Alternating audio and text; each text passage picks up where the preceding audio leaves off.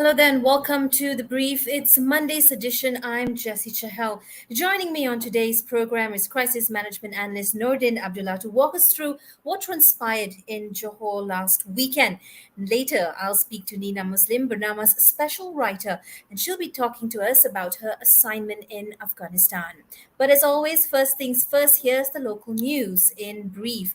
Human Resource Minister has told the Dewan Rakyat today that the revised minimum wage will be announced soon. Now, this implementation of the 1,500 ringgit minimum monthly wage from 1,200 ringgit will be done in stages.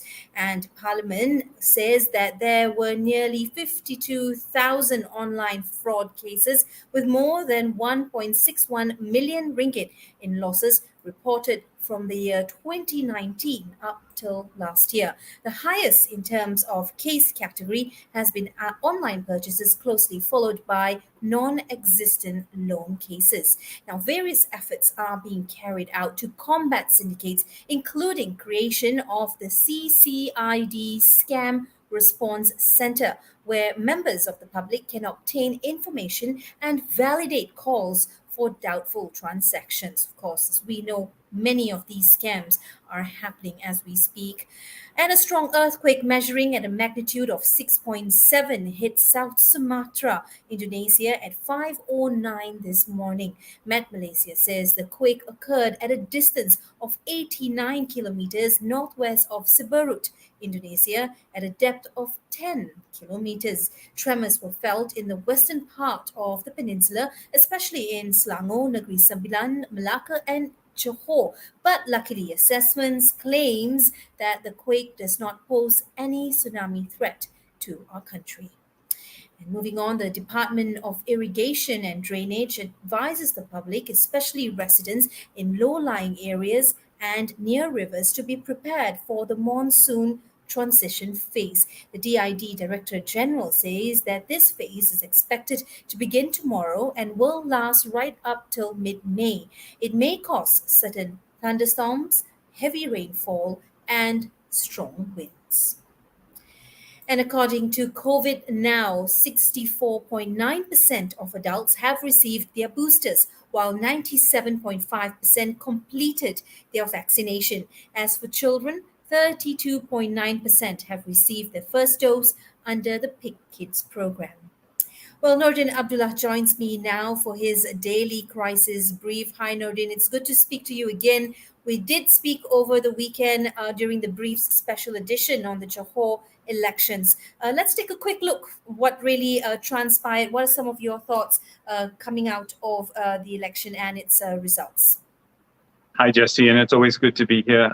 One of the things for me, of course, from a crisis management perspective, is the good part is there was no crisis over the weekend.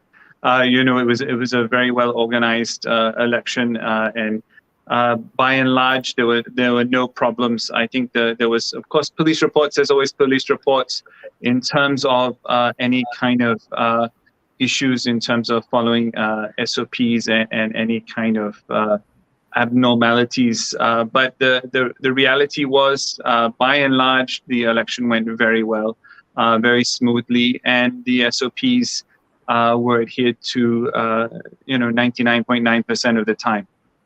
So there was a little bit of area of confusion, I think, with some of the issues, and I spoke with some people who were dealing with that in terms of how the Maiyukh Jatra app and the eligibility of voting was to take place. And I think one of that was, some people were asking for it to be refreshed to ensure that you weren't a close contact. So apart from that, I think this was, an example of Malaysia getting on during a pandemic and showing, Johor showing the rest of the country, hey, it's possible to have a statewide election without any huge impact on COVID-19 numbers, right. and I think it was well done. That's right. A success from an SOP point of view and trying to have crowd control, having achieved quite a substantial voter turnout as well. But this state election is also the third election after our current prime minister has taken over, that back in August 2021. And what made this election really stand out, and everyone was calling it litmus test as well for the impending general election, or GE15, because of Undi 18, which means 18 to 20-year-olds were allowed to vote. We saw quite a few of them rise up to the occasion as well. BN has continued its landslide winning streak, of course, winning 40 seats and a two-thirds majority. PH, on the other hand, suffered heavy losses. They won only 12 seats. And then PN, on the other hand, won just 3 seats. Whilst there was a lot of hype around Muda as well, especially with Undi 18, they took home 1 seat. They secured 1 seat. This was their debut at the elections. So all in all, how do you see what happened over the weekend shaping the state of politics or state of play in politics in the country, Nordin?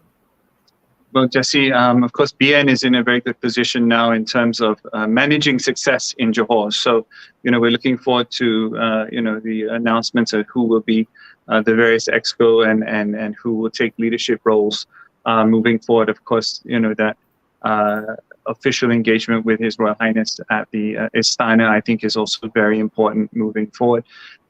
In terms of politics, of course, the business community always wants to see stability.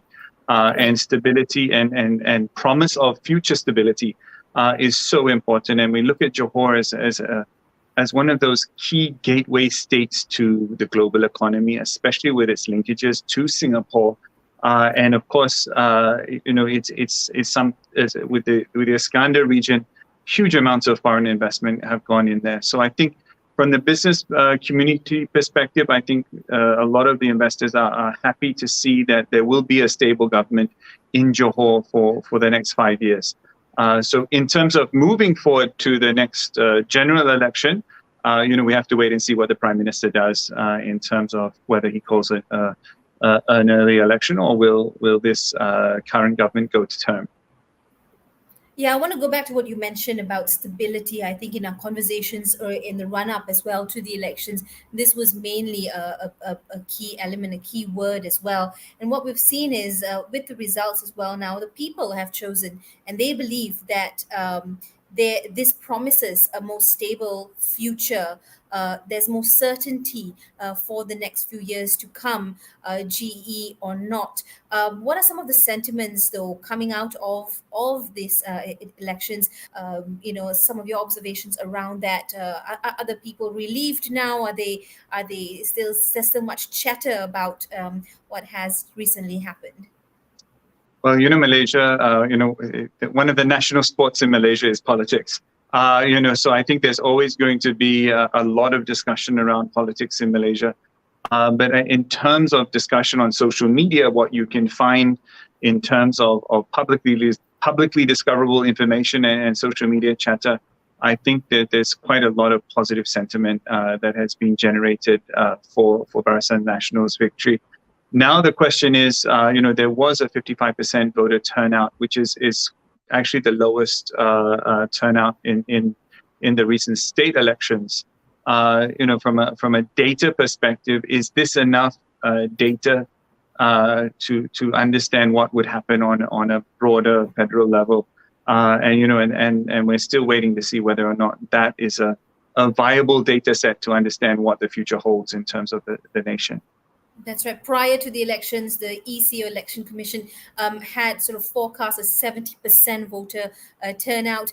But I'm looking at some stats as well as we speak. Post-elections, and BN had led the popular vote in the elections with 599,000 votes, or 43.11% of all ballots cast as well. So quite a big share there, a lion's share of the votes as well, if you look at party breakdown. Nordin, thank you so much for weighing in, and we will be speaking to you again tomorrow, same time, same place. In the meantime, take care.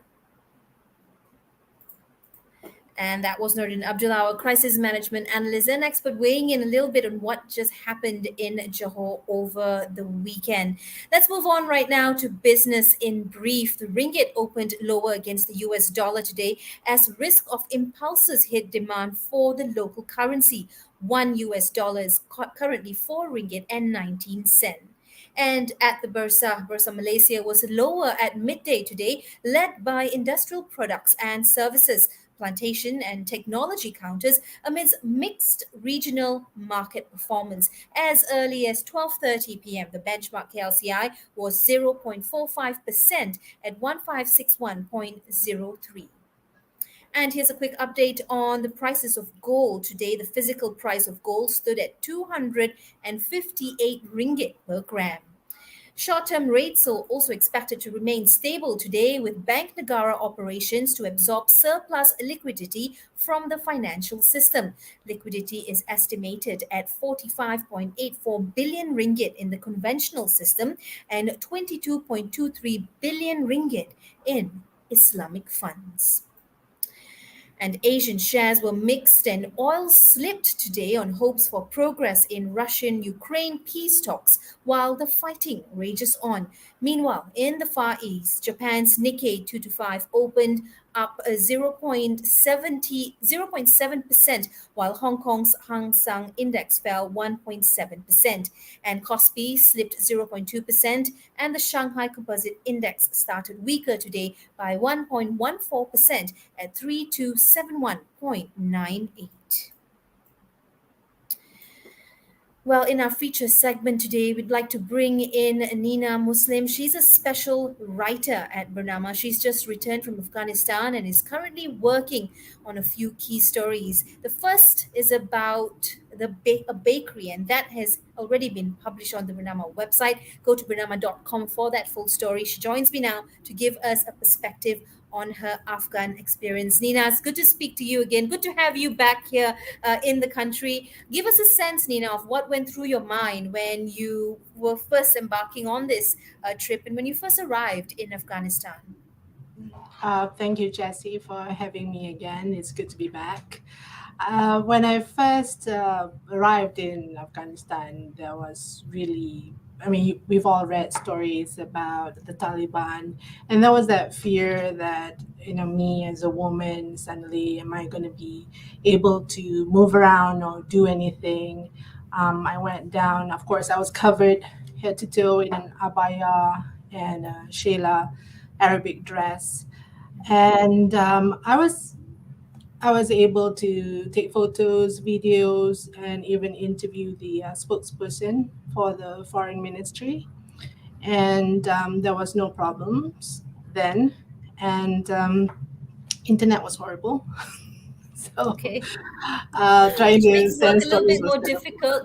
We were looking at some visuals there, quite vibrant, quite robust. It looks like people are back out on the streets despite of SOPs and other COVID restrictions.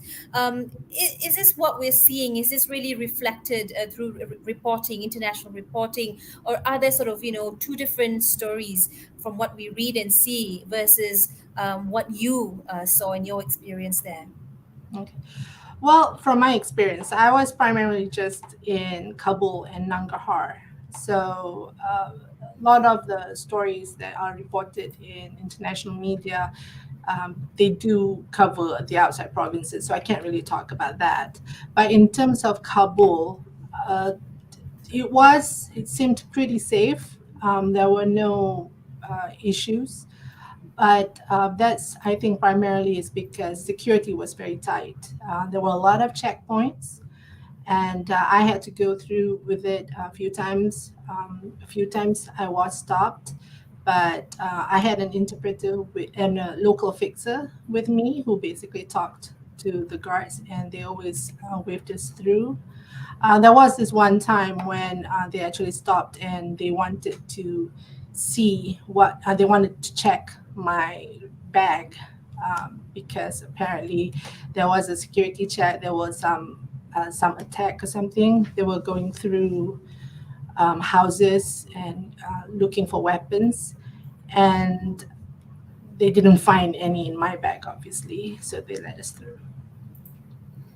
Quite a scary, close call there, right? To be right, in looking at things like this in its face directly. But let's talk about your story right now on Bernama.com. This is about a bakery in Afghanistan. Why did you choose to write about this story? There's also a backstory about a woman and the bakery. Do tell us a little bit, walk us through this story, and again, how their accounts reflect the current reality of the people there, Nina. Currently, there's a ongoing humanitarian crisis and economic crisis in Afghanistan because of the U.S. withdrawal and Taliban takeover, which triggered U.S. sanctions. So a lot of the international aid dried up. And as I was on the first day when I arrived, I had to go somewhere, but the driver had taken a wrong turn and it was getting dark. And I noticed as he was driving around that there were people just sitting outside bakeries. There were no people outside vegetable stalls or butcheries or restaurants, but they were just sitting outside bakeries. So I asked why, and the driver told me that it was sort of like a tradition among in Afghanistan for the starving, for the poor people to basically just sit outside bakeries in the hopes that somebody like this guy is gonna buy bread and then donate to them. So I was lucky that I found somebody who actually did it, but I didn't have time to talk to him, unfortunately. So you can see the women in burqa. I mean, I talked to a few, and they have they have lost their jobs, and even if they do, even if they did have their jobs, they weren't getting salaries, so they can't buy the necessities, and it's also very hard for them to get aid. I asked, why don't you have aid? Are people helping you? And it's because of the sanctions. It has to all the funds have to go directly to NGOs and humanitarian agencies. They cannot go through Taliban because they don't want the Taliban to get any of the money. So Right. because of that, it's difficult, and there's a huge criteria that a lot of the poor, the needy need to get over, all the obstacles that they need to get over, and in a lot of cases, they can't fulfill that criteria. Like some of them don't have identifying documents. They're poor people. You expect them to go to a, a DMV or a JPN or something and say like, okay, Yeah. this is me, and I was born whenever. Some of them don't even know their birthdays. You know, so it's just one of those things. But Nina, you were there with a global peace mission. Tell us a little bit more about their initiatives, and what do the people, or what does the mission really hope to achieve now, having been there and been on the ground and seen some of these realities? Okay, well, I accompany a global peace mission because they were coordinating humanitarian aid for Afghanistan.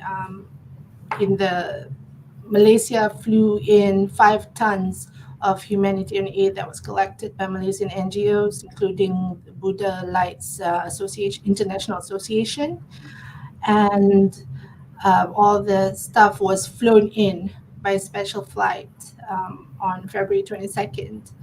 So, uh, Global Peace Mission basically is hoping to coordinate all the humanitarian aid that is done by Malaysian groups, and they've established a humanitarian center so to coordinate all these activities, and also to help any trade or investors who come in, uh, just I guess you could say like sort of like smooth the way, introduce them to people in the government who they need to talk to in order to invest and stuff. Right, Nina, before I let you go very quickly, there seems to be limited aid available to go around. What is hindering, in your opinion, foreign aid distributions? What are the criteria set for people to be eligible to receive aids? As we've just seen in some of these visuals, there are people seated next to the aid that's provided. How efficient is the NGO to NGO distribution at the moment so it may have longer limbs to reach out to people in need, Nina? Okay. Well, the 5-ton aid that Malaysia flew on special flight, when I left, it was still at the airport. It had not been distributed because of the NGO, direct NGO to NGO requirement, bypassing the Taliban government. It basically created like a lot of bureaucracy and backlog and stuff. Usually when you send aid, it's usually government to government. But this is a whole different issue in Afghanistan because of the sanctions. And the UN Special Envoy has said that the Taliban, because they are in charge, that humanitarian aid groups will need to get through to work with the Taliban in order to get the aid working. So I don't know if this is really a political stuff. It's up to the powers that be to decide in international relations and all that. But in terms of humanitarian aid, some of them are getting it, but there's like too many need it, and there's not enough because that's just the state of the world today. Thanks, Dina. Thanks for your time and thanks for sharing your experience and your thoughts as well. We look forward to your following articles on Bernama.com. Of course, Nina Muslim's latest article has been published on Bernama.com. Please do catch it as well. Nina, do take care. We'll speak to you again. Let's Thank move you. on to some international news at this point of time. Russia claims attacking a training facility in west of Ukraine, killing 180 foreign missionaries while destroying a large supply of foreign weapons. Now, this attack has come a day after Russia's announcement that Western arms shipments to Ukraine are legitimate targets. In the meantime, President Zelensky announced the Russian airstrike on the Yavoriv International Center for Peacekeeping and Security. 35 people have been killed, and he says he is repeatedly calling NATO to implement a no-fly zone over Ukraine. A Russian delegate to the talks says the delegations made significant progress, and it is possible that the meetings could soon reach draft agreements. And still on the Ukraine Russia conflict, the Pentagon says the Russian invasion of Ukraine is an unprovoked war of choice that could be stopped anytime. According to the US, they are confident with the strategic deterrent posture in place should Russia make moves to use nuclear, chemical, or biological weapons. President Joe Biden opened a new attack on Russia's economy, joining with allies to hit Moscow on trade and shut down development funds. He also announced a ban on imports. And in Germany, over 30,000 anti war protesters demonstrated in support of Ukraine in Berlin, demanding Putin to end the invasion. Meanwhile, in Toronto, hundreds marched towards the US consulate, demanding more support for Ukraine, including as well a no fly zone imposed by NATO, following Pentagon's statement that such a move by NATO is bound to hurl the US into war with Russia. And in other news, after a 2-year break of the pandemic, over 11,000 competitors from 40 nations lined up to take part in the 52nd AFGHAN Ski Marathon in Switzerland. Known as the second largest cross country skiing event in the world, thousands gathered to conquer the 42-kilometer long marathon route. In the men's category, Roman Fergus sealed a fourth win in the competition, while on the women's side, 20-year-old Nadia Khalid clinched her victory. And in other news from Hollywood, Oscar winning actor William Hurt passed away yesterday. He was 71. The actor previously revealed being diagnosed with terminal prostate cancer, but overcame it with alternative form of chemotherapy. Hurt was one of the most celebrated actors back in the 1980s, winning an Academy Award for Best Actor for his role in the 1985 Kiss of the Spider Woman. And besides that, here's a quick look at what's trending all over social media, especially on Twitter. All England Open is up on that list with Malaysia's Goh Zifei and Nur Izzuddin Ramsani winning the men's doubles yesterday. And also, of course, the 6.7 magnitude quake that was reported off the west of Indonesia, that also seems to be trending at this point. The hashtags to look out for: All England and hashtag Indonesia. Well, that brings me to the end of this edition of The Brief. Remember, we still need to keep to our SOPs, and do tune into Bernama TV for the latest, most verified news coming your way all day. I'll see you on the next edition of The Brief. Till then, take care. Bye bye.